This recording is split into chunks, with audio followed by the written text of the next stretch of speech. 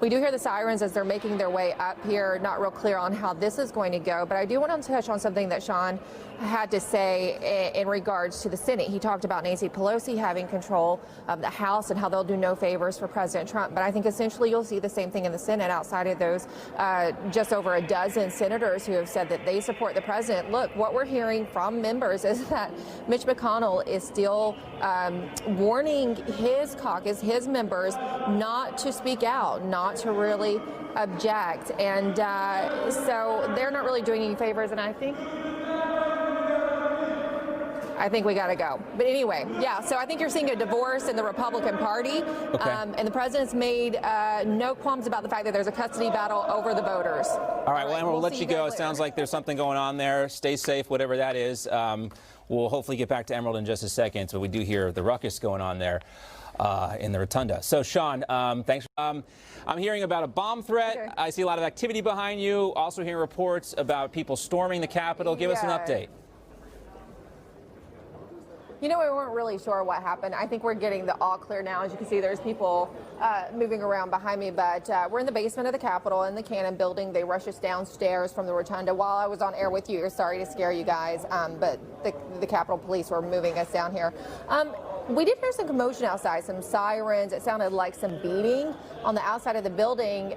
So we've heard two different stories, possible bomb threat, but also possible people storming the Capitol. And clearly tensions are very high today. And from what we understand, they were prepared for any kind of security compromises like this, or, you know, they were on high alert. So they moved us very quickly, but it looks like we're going to probably be going back up. Okay. But that is a concern today with tensions as high as they are and given what's going on. Yes, our word of the day was fluidity. We have to be fluid with what the situation, everything that's happening. I'm glad you're okay, and we'll let you get back in position, and thanks for the update. And also, I think we might have an opportunity here finally to take a quick commercial break. Do we want to do that, guys? Okay, let's take a quick commercial break right now. We continue to monitor the situation on Capitol Hill. Emerald standing by for us. We'll get back to some of our guests.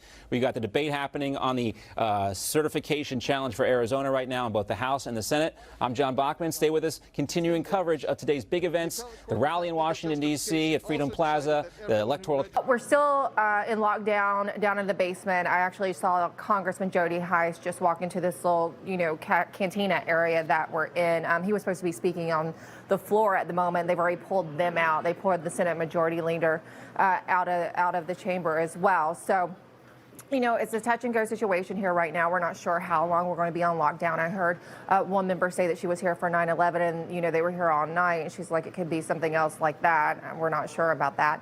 But look, it is a situation outside in which people have come to storm the Capitol. I've actually talked to a couple people who were out there in that group of protesters, and they told me they had gotten tear gas. So that's how the Capitol Police are dealing with it right now.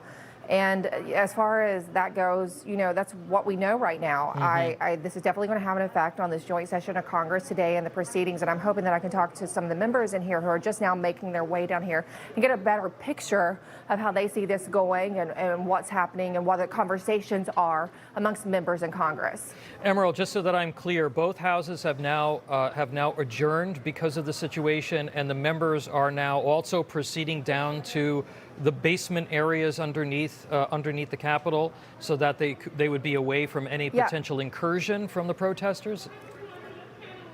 I mean, some of the members are. I think some may actually be in their offices. I'm not real sure as of yet. I talked to a couple of congressional staffers just before I came online with you, and they weren't real sure on, you know, the situation at one staffer didn't actually know where their congressman was at the time. So I see some more people rushing towards me right now, actually, so they must be moving people from other areas into the Capitol down here into the basement. Now, as somebody who's worked on Capitol Hill, it's not easy to get into the Capitol anymore.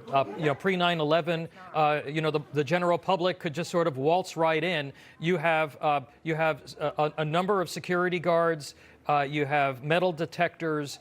It's not an easy thing to do, and there aren't as many entrances to the Capitol as there used to be. So if we're hearing that protesters have breached that security, have you heard anything about violent confrontations with Capitol police officers and these protesters as yet?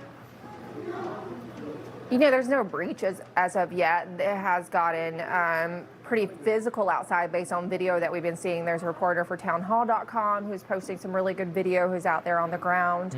And you can tell it's getting physical. I don't know how much there's really been, how much that's escalated at this point. It's been a few minutes since I've seen anything. Okay. We are hearing on our end that protesters have breached the building, which was one of the things that actually precipitated the lockdown and the adjournment of the two houses.